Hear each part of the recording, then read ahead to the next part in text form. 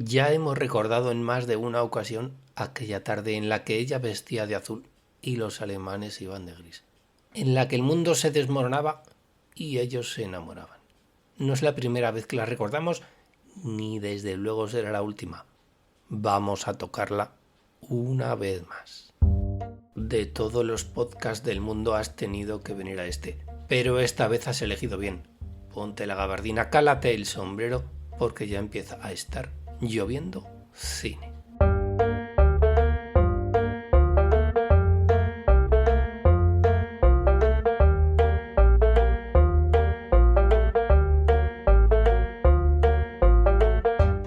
Porque aquí comienza un programa más de tu podcast favorito, Lloviendo Cine, al cual estáis todos pertinente y convenientemente invitados. No necesitáis de ningún tipo de entrada, no necesitáis de ningún tipo de permiso. Las puertas están abiertas de par en par y tampoco necesitaréis ningún salvoconducto a Lisboa.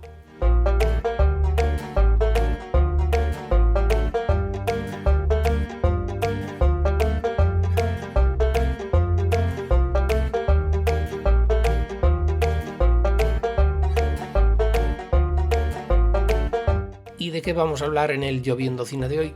Pues ya lo habréis adivinado. Lloviendo Cine va a estar dedicado a la inolvidable Casablanca, uno de los títulos más míticos de la historia del cine. ¿Y por qué le dedicamos el programa de hoy? Pues por un motivo muy especial. Y es que en este 2022, que ya se nos acaba, la película del director húngaro Michael Curtiz ha cumplido nada menos que 80 años. Sí, como suena, 80 primaveras. Ha llovido desde entonces, nunca mejor dicho, y ha corrido mucha agua debajo del puente, como dicen en la película. Una de esas frases míticas que han trascendido a la propia historia. Si hace unos meses le dedicábamos el programa a la película de Steven Spielberg, E.T., por su 40 cumpleaños, ¿cómo no íbamos a conmemorar que este año se celebraba otro aniversario de otra mítica película?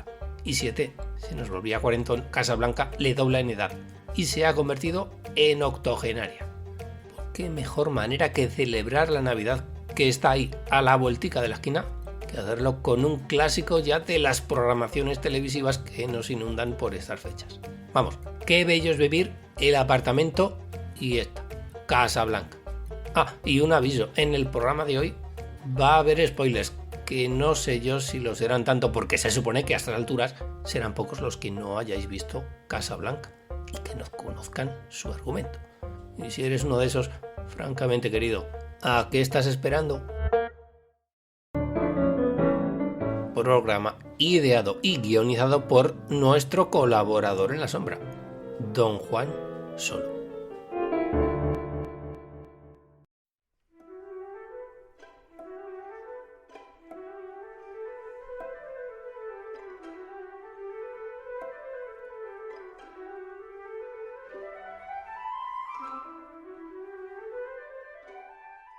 Pues claro que sí, Casablanca. Y para hablar de esta película, que se supone que ha visto todo el mundo, vamos a comenzar por el final. Esto es, por el estreno de la película, por el estreno de Casablanca, que tuvo lugar un 26 de noviembre de 1942 en el Teatro Hollywood de Nueva York. No obstante, a este primer pase de la película acudió un reducido número de personas, ya que el estreno oficial se quería hacer coincidir con el desembarco de los aliados en el norte de África y con la conquista de la ciudad de Casablanca. En realidad, la película llegó comercialmente a los cines el 23 de enero del año siguiente, de 1943. La fecha coincidía también con otro evento que tenía como protagonistas al ejército norteamericano y a la ciudad marroquí, ya que por esos días se celebraba en Casablanca la cumbre anglo-estadounidense, que reunió en un hotel de la ciudad a don Winston Churchill y al presidente norteamericano Franklin Delano Roosevelt. Lo cierto es que en su estreno la película recibió unas críticas más bien tibias. La mayoría de ellas la definía como una buena, aunque típica, película de propaganda antieje. porque en realidad, aunque luego se convirtiera en leyenda, Casablanca es y nació como una película de propaganda más, una de tantas de las que desde los grandes estudios realizaban en la época y que estaban destinadas en parte a justificar la entrada de los Estados Unidos en la Segunda Guerra Mundial, y como suele decirse, para animar la moral de la tropa. Pero antes incluso de ser todo eso, antes de ser una película de propaganda y un film mítico de culto, Casablanca era una obra de teatro. O mejor dicho, el texto que dio origen a la película de Michael Curtiz era una obra de teatro y llevaba por título Everybody Comes to Rix. Todo el mundo acude a Rix, que es por cierto también una frase que se dice en la película. Rix, así con el genitivo sajón, se refiere al Rix Café American que regenta uno de los protagonistas de la película. O si vamos a destripar spoilers, bueno, esperamos con esto. Pero si ya sabéis cómo se llama el protagonista de Humphrey Bogart en la película, sobran las palabras. La obra de teatro, fue escrita por Murray Bennett y Joan Allison en 1940, es decir, antes de la entrada en la guerra de los Estados Unidos, y sus derechos fueron comprados por la Warner Bros. Para su adaptación a la pantalla. Se pagaron $20.000 de la época, pero el objetivo de la Warner era, ya lo dijimos, hacer una película de propaganda, una película que justificase la intervención norteamericana en el conflicto. ¿Y qué ocurrió en estas? Pues que tuvo lugar el ataque japonés a Pearl Harbor, y ya sabéis lo que pasó después de eso. El caso es que los $20.000 de la época que pagó la Warner fue el precio más alto hasta entonces por una obra teatral que ni siquiera había sido representada en los escenarios. La editora de guiones de la productora, Irene Diamond, convenció de la compra al productor de la Warner, Hal B. Wallis, con el argumento de que la historia podría emular el éxito alcanzado por Argel, dirigida por John Cromwell en 1938. Esta película, con Charles Boyer y Hedy Lamarr en el reparto, contaba la historia de un ladrón que opera en la ciudad norteafricana de Argel y se enamora de una turista norteamericana que le recuerda una etapa anterior en su vida en la que fue muy feliz. ¿Dónde fueron muy felices? Lo habéis adivinado, sagaces detectives. En París. Es decir, es un argumento que recuerda muy mucho a la historia de amor que Ilsa Lund y Rick Blaine, o sea, Ingrid Bergman y Humphrey Bogart, vivirán en Casablanca. A Charles Boyer también siempre le quedará París. Por cierto, que la película era un remake de una cinta francesa dirigida por Julien Duvivier en 1937, Pepe Le Mocco. ¿Y este guión qué le pareció al señor Hal B. Wallis? No le entusiasmó, la verdad sea dicha, pero le veía posibilidades comerciales. Así que se puso manos a la obra. Así que, menudo era el señor Wallis, ordenó reescribir por completo el guión. Y eso fue lo que pasó cuando los lectores de guiones de la Warner se pusieron a trabajar sobre el texto de Everybody Comes to Rick. Entraron en pánico porque se habían dado cuenta de que la cosa no era para tanto, que aquello parecía no tener demasiado potencial. Lo que se le ocurrió entonces a Wallis fue contratar a los gemelos Julius y Philip Stein, que se hallaban por entonces trabajando con Frank Capra en los guiones de sus famosos documentales de guerra, Why We Fight. Para aliviarles de la carga de trabajo, el productor decidió contratar a un tercer guionista, Howard Koch, que entre otras cosas había colaborado con Orson Welles en su dramatización radiofónica de La Guerra de los Mundos. Los tres entonces comenzaron a trabajar en el desarrollo del guión de Casablanca, pero por separado. Koch por un lado y los Epstein por otro. Así, Koch optó por desarrollar más las partes de la comedia, así como convertir el personaje de Rick de un ampón sin escrúpulos en un personaje desengañado y desencantado de la vida que había peleado con los republicanos en la Guerra Civil Española. Mientras los hermanos Epstein se fueron más hacia lo político y lo melodramático.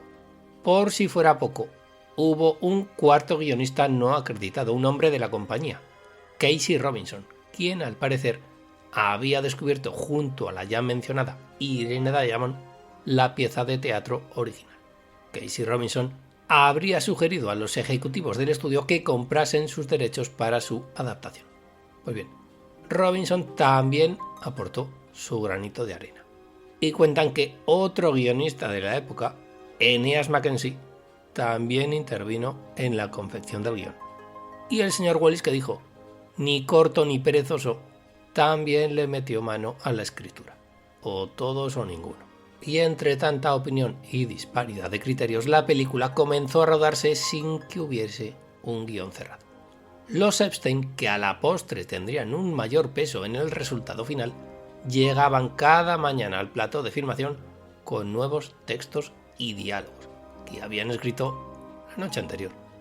Ingrid Bergman no sabía si realmente su personaje acabaría cogiendo el avión a Lisboa, acabaría acompañando a su marido Victor Laszlo, o si bien se quedaría con su antiguo amante Ripley. La Bergman llegaba todos los días al set de rodaje y lo primero que hacía era preguntar al director o a los guionistas que con quién se quedaba. Un día, para zanjar definitivamente el asunto y para pedirle a la actriz sueca, sutil y diplomáticamente, que dejase de incordiar, el director Michael Curtiz, un maníaco depresivo que se las traía un poquito ya mosqueado, se volvió hacia ella y le gritó en la cara: con los dos, Ingrid, te quedas con los dos. Al final, Ilsa se queda con Laszlo. A ella y a Rick siempre les quedaría París. Y entre Howard Koch y los hermanos Epstein siempre quedaría un resentimiento que duraría hasta el final de sus vidas. Vamos, que no quedaron precisamente para tomar una copa. Si es que por meter bazalla lo decimos, cuenta la leyenda que hasta el propio Harvey Wallis lo hizo. Que la última frase, presiento que este es el comienzo de una gran amistad, es de su cosecha y que incluso hizo volver a Bogart a las 3 semanas de finalizada la película para doblar ese diálogo que no estaba incluido inicialmente en el guión. Desde luego, con los problemas que hubo en el proceso de elaboración del libreto de Casablanca, parece mentira que el resultado fuese una historia tan bien escrita, tan bonita y tan compacta. Pero no solo el proceso de la escritura del guión fue un quebradero de cabeza para la productora. También hubo problemas para la elección del director, porque Michael Curtiz no fue la primera opción para ponerse al frente de la misma. A la par de los consabidos problemas de guión de Casablanca, Wallis ofreció el papel protagonista a George Raft y la dirección a William Wyler. Declinaron el ofrecimiento. Ante tal ofensa, Wallis se fue a por 2 valores seguros de la Warner, 2 directores como Vincent Sherman y William Kickley. Agua con ellos 2. Lo mismo que con Howard Hawks. Realmente ni Hawks ni Wyler estaban en la nómina de la Warner. Por aquel entonces, sin embargo, eran muy frecuentes los cambios de cromos entre los distintos estudios. Un productor cedía el estudio de enfrente a tal estrella o a tal director para hacer una película a cambio de que le dejase a tal estrella o a tal director para hacer otra. No ocurrió en este caso. Y Harvey Wallis se vio obligado a recurrir a ese hombre de la casa, al húngaro Michael Curtiz, que llevaba casi 2 décadas afincado en Hollywood. De Michael Curtiz ya hemos hablado largo y tendido en Lloviendo Cine e incluso hemos reivindicado y recomendado su carrera al margen de Casablanca, aunque desde luego esta es sin duda la película que le valió figurar en la historia del cine. Curtiz nació en Budapest en la Nochebuena de 1886 y había llegado a los Estados Unidos a mediados de los años 20 tras haber desarrollado ya una carrera en el viejo continente. Y llegó al nuevo continente contratado precisamente por Jack Warner, el fundador del estudio. En la Warner, Curtiz había dirigido éxitos como La carga de la Brigada Ligera del año 36 o Robin de los Bosques del año 39, ambas con Errol Flynn como estrella. Era, como hemos dicho, un hombre de la casa. En 1942, cuando forzados por las circunstancias se le encomendó la dirección de Casablanca, Curtiz contaba ya con 56 años. Era todo un veterano curtido en 1000 batallas y toda una garantía. Ya hemos hablado antes de su peculiar forma de ser. No se arredraba ante las circunstancias. Con lo cual, el que tuviera que mediar en la guerra cinematográfica entablada entre los guionistas de la película no le supuso mayor esfuerzo. A él le iban a venir con estas.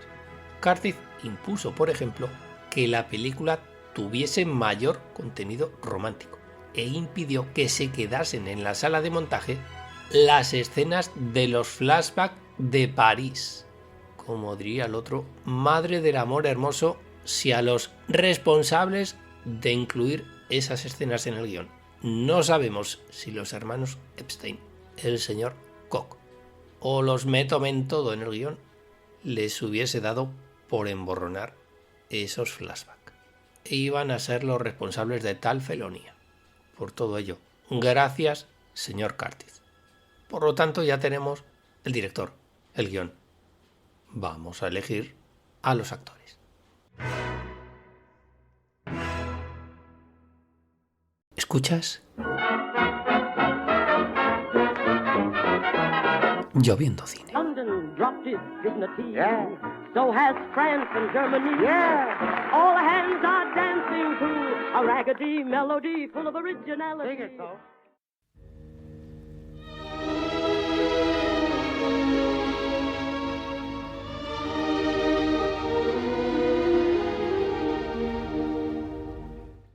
Parece ser que Bogart fue Rick Lane desde el principio. ¿O no? Y aquí es donde entra la leyenda, o no, Ronald Reagan. Unos dicen que fue a la propia Warner a quien le interesaba publicitar la película diciendo que el protagonista iba a ser Ronald Reagan. ¿Hubo algo de verdad en ello? ¿Pudo ser él con el tiempo presidente de los Estados Unidos el protagonista de Casablanca? Ya, con Michael Curtiz seguro en la dirección de la película, se le propuso que Ronald Reagan y Ann Sheridan protagonizaran Casablanca. ¿Y por qué? Pues porque un año antes uno de los grandes éxitos de la Warner, Kings Row, había estado protagonizada por Ronald Reagan y por Ann Sheridan. Si es verdad todo esto que cuentan, Michael Curtiz dijo que no. Y Michael Curtiz se salió con la suya. Ni Reagan ni Sheridan iban a protagonizar Casablanca. Y lo decía él. ¿Y por qué? Pues porque el propio Michael Curtiz también había tenido recientemente un éxito de taquilla. Yankee Doodle Dandy. Tener un éxito en Hollywood te da cierto estatus. Y eso fue lo que le permitió imponer su criterio. El protagonista iba a ser otro. Iba a ser el que él dijera. Ronald Reagan, no. Un año antes de Casablanca, en 1941, Humphrey Bogart había protagonizado High Sierra, El último refugio, maravillosa película de Raoul Walsh, en un papel que había rechazado, lo hemos nombrado antes, George Raft. Y el dato no es baladí, fue una de las primeras películas en las que Humphrey Bogart encabezaba cartel de una película. Hasta ese momento, Humphrey Bogart había sido actor de reparto. Siempre había habido alguien por encima de él. Y para remachar la decisión de Michael Curtiz, se da la circunstancia además de que ambos dos, Humphrey Bogart y el propio Curtiz, ya se conocían. El primero, Bogart, había trabajado a las órdenes del segundo en varias ocasiones. Recordemos títulos como La mujer marcada del año 37 o Ángeles con caras sucias del año 38. Y después de Casablanca volverían a coincidir en películas como Pasaje para Marsella del año 44 o No somos ángeles del año 55. Así que Rick Lane iba a ser, de ahí y para siempre, Humphrey Bogart. O viceversa. Y para el papel femenino, ¿qué ocurría con la partener de Rick Blaine? ¿Quién iba a ser la elegida? Pues algo más problemática fue su elección. Ya hemos hablado. Para el personaje del Saloon se barajaron nombres como los de Ann Sheridan o de Eddie Lamar, la protagonista de la mencionada Argel. También se habló de la francesa Michelle Morgan. Ya sabemos que la Morgan no fue el Saloon. Pero mirad, le quedó el resquemor al señor Curtiz porque 2 años después protagonizaría su película, junto a Humphrey Bogart, Pasaje para Marsella. Pero no nos vayamos a Marsella, que todavía estamos en Casablanca. Necesitamos una compañera para Rick Blaine. Y ahí fue cuando efectivamente se le ofreció el papel a Ingrid Bergman, que lo aceptó de inmediato. ¿Y por qué lo aceptó? Prácticamente sin mirar el guión.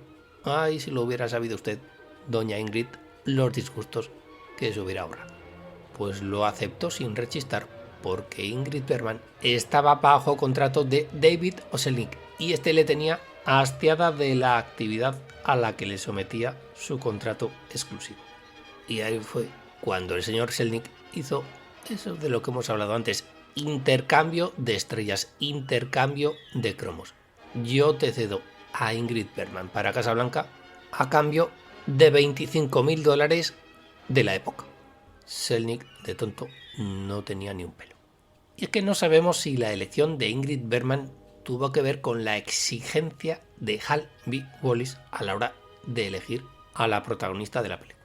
Porque el señor Wallis quería una actriz preferentemente no norteamericana y, en su defecto, se abre comillas, una estadounidense de grandes pechos, cerramos comillas. El señor Hal B. Wallis, de quien se dijo que era la quinta esencia del productor de Hollywood, tampoco tenía ni un pelo de tonto. Pero nos queda el resto del reparto. Todavía quedaba tela por cortar. Aparte del nudo central de Ilsa y Rick, en Casablanca se reunió todo un microcosmos.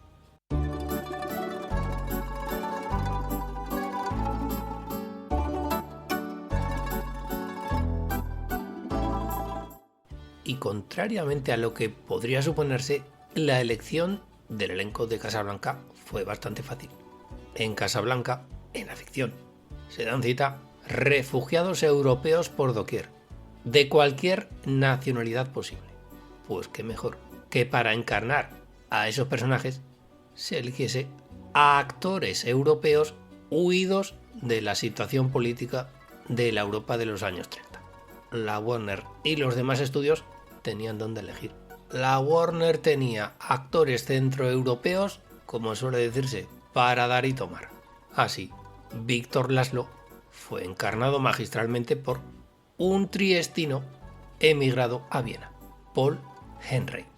Conrad Veidt, un clasicón de la época del expresionismo alemán de los años 20, fue el perfecto Mayor Strasser. También estaban por ahí Sidney Greenstreet, inglés, y Peter Lorre, austrohúngaro él, aunque en esta ocasión ambos dos se hicieron respectivamente de italiano y de español. Y Claude Rains. ¿Qué ocurre con Claude Rains, el inolvidable capitán Guénol? Era francés, era inglés, era norteamericano. Salimos de dudas de una vez por todas. Ya lo hemos dicho en alguna que otra ocasión en Lloviendo Cine. Claude Rains era británico, por lo menos de nacimiento. Ocurre que en los años 30 se fue a los Estados Unidos y allí se nacionalizó norteamericano. Por lo tanto, quitando al señor Humphrey Bogart y quitando al señor, luego hablaremos de él, Dooley Wilson, el resto del reparto era cosmopolita, procedía de fuera de los Estados Unidos. Y claro, llega una escena cumbre de la película. No solo los actores con frase procedían de la vieja Europa. Muchos de los actores que intervinieron como extras en Casablanca interpretando a oficiales nazis eran en realidad judíos que habían escapado del Tercer Reich. Pues bien, en esa mítica escena en la cual los parroquianos del Café de Rick cantan a coro la marsellesa, cortando de raíz el Hor Besen, que los oficiales alemanes habían comenzado a entonar, cuentan que esos falsos oficiales nazis se echaron a llorar.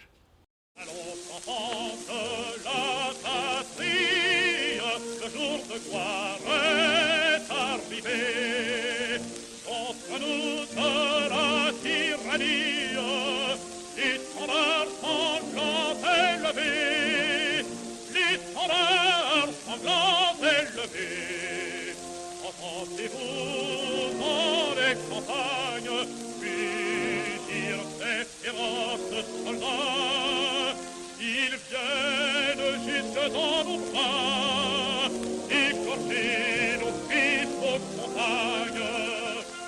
Aux armes, citoyens, armés gagnant. Marchons, marchons, qu'un empire abreuve l'océan. Bueno, haced que es la marsellesa que se canta en la película.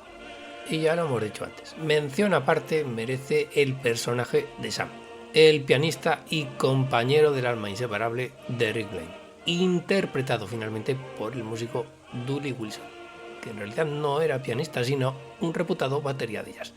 En realidad, quien toca el piano As Time Goes By y el resto de canciones hoy un tanto olvidadas que suenan en la película es Elliot Carpenter, mientras que el bueno de Dooley Wilson se limitaba a cantar. Eso de tocar el piano, el pobre de Dooley Wilson no lo dominaba en exceso. Pero lo curioso es que antes de que el papel de Sam recayera en él, se había pensado en cambiar el sexo al personaje y que este fuese una mujer. Se pensó incluso en Ella Fitzgerald, en Lena Horne y en Billie Holiday.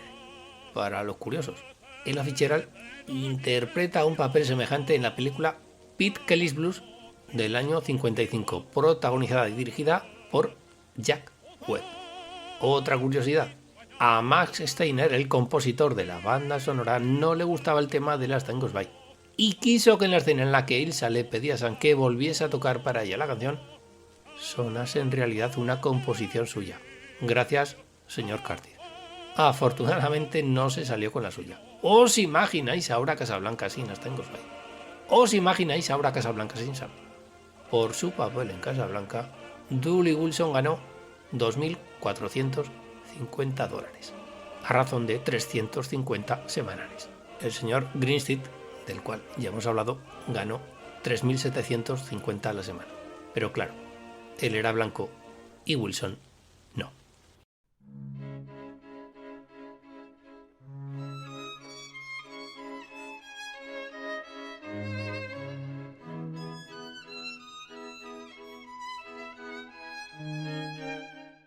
Y así las cosas, teníamos director, teníamos reparto, teníamos actor y actriz principales, teníamos a su manera el guión.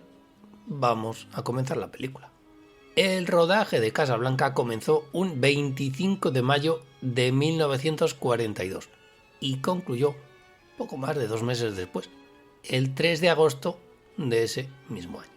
El presupuesto final fue de $1.039.000, que excedía en 75.000 el presupuesto inicial. Con lo tiquismiquis que era el señor Hal B. Wallis, $75.000 de $1.039.000 tampoco era para poner el grito en el cielo. De todas formas, no era ese $1.039.000 una cantidad desorbitada para la época, pero sí que estaba por encima de la media de las películas de entonces. Más allá de los problemas ya hablados en todo lo concerniente al guión, el rodaje se desarrolló sin especiales complicaciones. Se dice, por ejemplo, que los dos protagonistas, don Humphrey y doña Ingrid, congeniaron durante la filmación y que incluso Ingrid Bergman salió del rodaje de la película sabiendo jugar al póker, gracias a las lecciones impartidas por Bogart entre toma y toma. Bogart y la Bergman se hicieron muy amigos, pero a pesar de la química que desplegaban en pantalla, a ningún director ni a ningún estudio se les ocurrió volverlos a reunir en una película después de Casablanca. Quizá problemas de caché.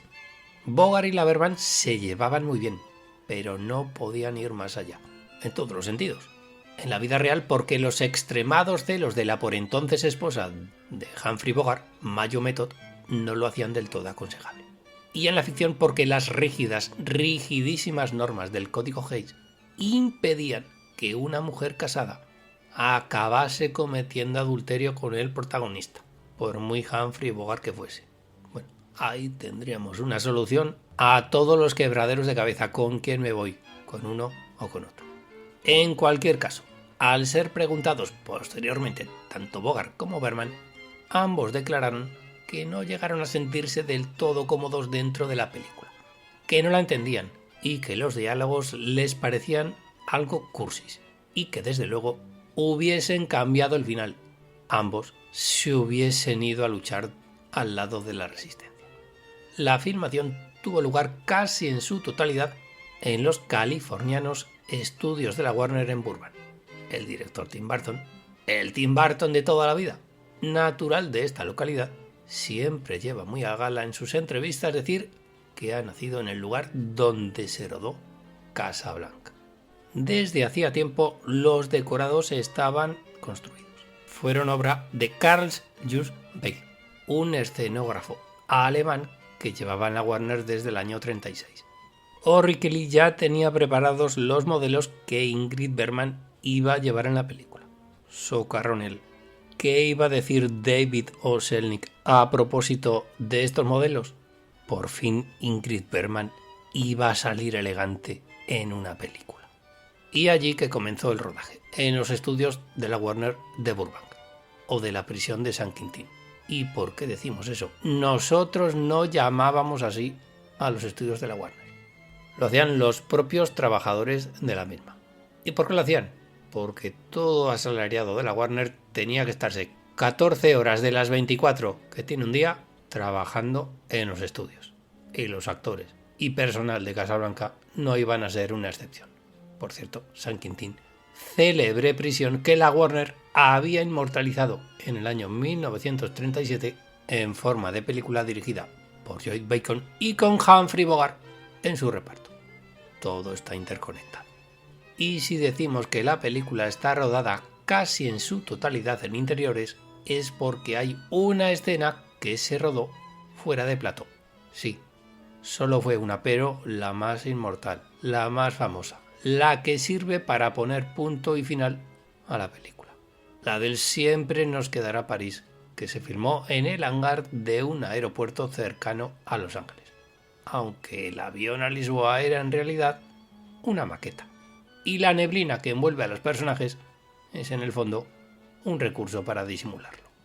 Curiosamente, de los demás decorados, solo uno queda en pie en la actualidad, el que representa el apartamento parisino en el que Ilsa y Rick comienzan a oír los primeros bombardeos alemanes sobre la ciudad.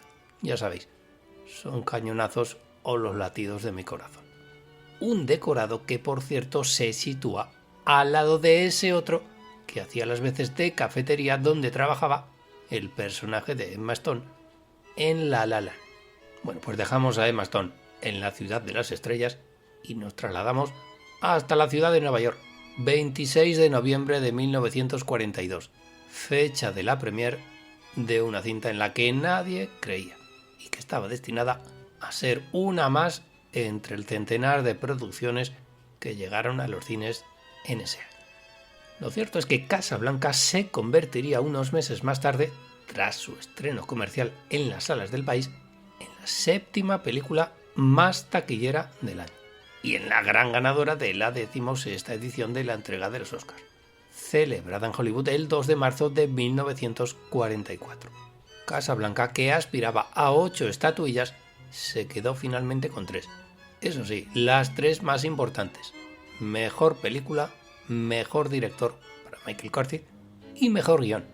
Un premio repartido, no sabemos hasta qué punto su pesar, entre los hermanos Epstein y Howard Koch. Por cierto, que fue Jack Warner quien recogió el premio a mejor película, algo que irritó profundamente a Hall B. Wallis, el auténtico alma mater de la película, quien meses más tarde rompería definitivamente con el estudio. Otros candidatos a los premios Oscar se quedaron sin él: Humphrey Bogart y Claude Rains en los apartados interpretativos, Bogart como principal y Rains como secundario, Max Steiner como autor de la banda sonora, Owen Marks, responsable del montaje, o el director de fotografía, Arthur Edison.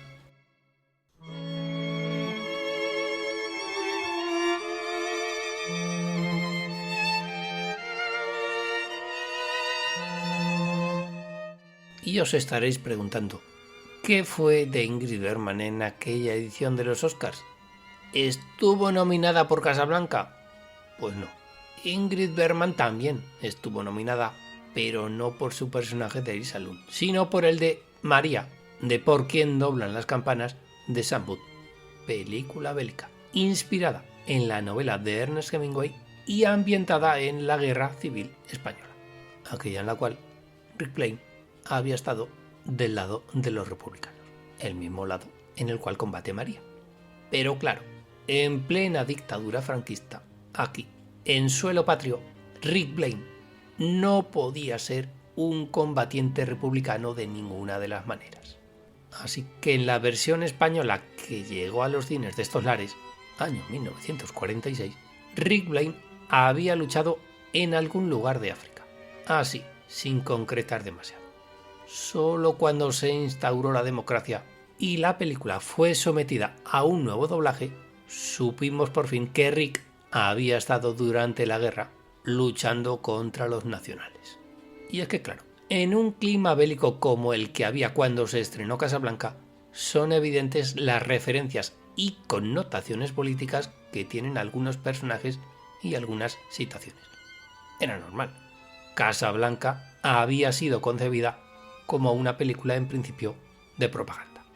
Y vemos detalles, como una metáfora bastante clara en el momento en el que Claude Rains, el cínico Capitán Renault, arroja en un momento dado a una papelera una botella de agua de Vichy. O en la frase final en la que Rick presiente que comienza una hermosa amistad con el capitán. En realidad, todo lo que se presiente es que Estados Unidos, Rick, mantenga su alianza con Francia, Renault, y los enemigos del nazismo. Pero ha habido lecturas de todo tipo de la película, incluso freudianas, que sitúan a Rick padeciendo una suerte de complejo de Edipo que solo se resolverá con la llegada de un padre, muy entre comillas, como Víctor Blas, o que la hermosa amistad entre Rick y Renault es de otro tipo. Interpretaciones más o menos peregrinas que no hacen más que subrayar el carácter de mito de una película inmortal. Un mito que se alimenta, gracias en parte, a las legendarias y míticas frases, casi sentencias, que se escuchan en la película y que todos los cinéfilos no sabemos de memoria y citamos de carrerilla. Pero ojo, que algunas frases no se dicen en la misma. El ejemplo más evidente, el tócala otra vez Sam. En la película nunca jamás se dice tócala otra vez. Ingrid Bergman le pide a su viejo amigo, tócala Sam, toca hasta en Gosby. Y eso de tócala otra vez Sam tiene otro origen, como ya hemos comentado alguna vez aquí en Lloviendo Cine. Ese origen hay que encontrarlo en Play It Again Sam, título de una obra teatral que Woody Allen llevase a los escenarios a finales de los años 60. Años después, llevada al cine por Herbert Ross y protagonizada por el propio Woody Allen. Aquí la película se bautizó como Sueños de Seductor. Pero, ¿qué es lo que eleva definitivamente Casablanca a la categoría de leyenda? ¿Qué hace que después de 80 años de su estreno siga estando año tras año, lista tras lista, entre las mejores películas jamás rodadas? ¿Serán esas frases que todo el mundo repite y que en realidad nadie ha oído salir de la pantalla? ¿Será esa amalgama de incidencias y de casualidades surgidas en torno a una película en la que nadie, absolutamente nadie, creía al principio y que con el tiempo se convirtió en un clásico casi sin querer? ¿A qué género, por cierto, pertenece Casablanca? ¿Es una cinta bélica? ¿Es un melodrama romántico? ¿Es una historia de renuncia y de redención? ¿Es una película sobre la amistad? ¿O acaso la base de un musical? 80 años después, Casablanca sigue haciendo correr ríos de tinta.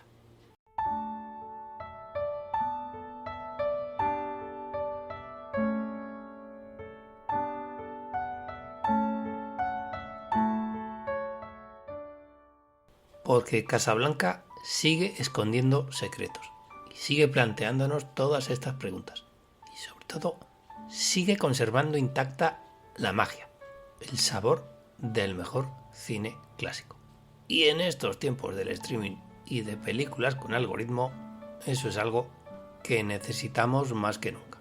Y también es señal de que es una obra abierta y viva, que sigue aguantando los visionados que haga falta.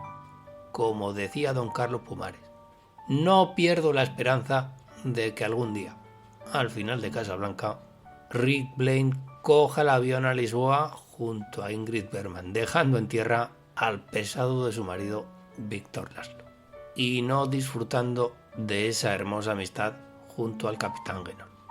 Y es que Casablanca es una de esas películas en las que uno puede ver pasar delante de él su propia vida. No importa cuántas veces ocurra, siempre descubrirá algún secreto, algo nuevo en su interior.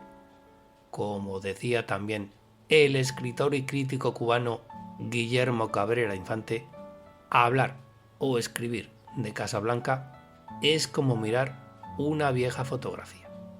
Ahí está uno, pero de alguna manera ese no es uno.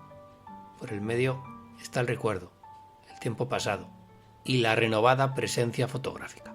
Ganada su batalla al tiempo, pero perdiéndola, porque el tiempo no pasa. Pasa uno por él, y como en un estrecho pasadizo de zarzas, se deja el vestido y la piel en sus espinas. En fin, que el tiempo es como la banca en la ruleta. Siempre gana, aun perdiendo, gana.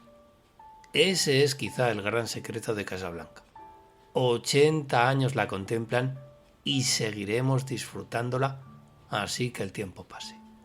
Porque como decía la canción de Sam, las cosas fundamentales permanecen así que el tiempo pase. Hasta en Goodbye, así que el tiempo pase. Así que el tiempo pase, siempre nos quedará Casablanca.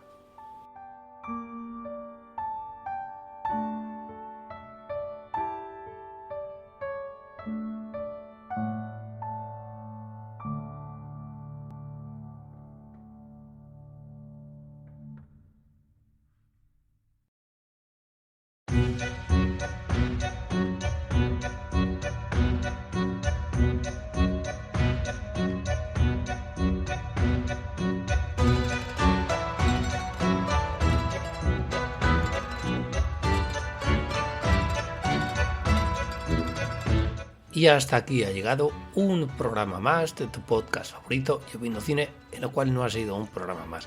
Ha sido un programa en el que hemos celebrado el 80 cumpleaños de una de las películas más míticas de la historia del cine, Casablanca. Seguro que a ti también se te han puesto los pelos de punta en algún momento del programa. Programa que ya decimos ha sido ideado y guionizado por nuestro colaborador en la sombra, don Juan Solo, al cual ya le hemos estrenado sintonía y todo. Esperando que el programa haya sido de vuestro total agrado, nos despedimos hasta la semana que viene. El año se termina, toca hora de hacer balance. Le daremos un repaso somero al año 2022 desde el punto de vista cinematográfico. Hasta entonces no nos queda más que agradeceros muy mucho vuestra atención, bastante más vuestra paciencia, y haceros la recomendación culinaria final de todos los Lloviendo Cine. Comed mucho plátano, que es muy sano. Seguro que Rick Blaine se consoló comiéndolo más de una. Y sobre todo, cuando miréis al cielo, buscad vuestra nube. Todos tenemos una.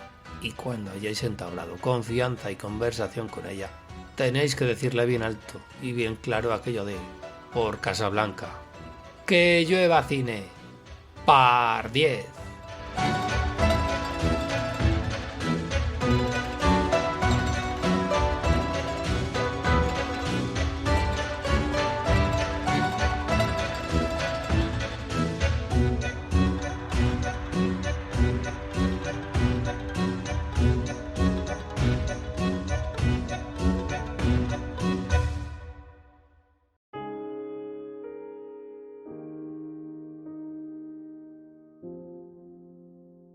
Sayonara.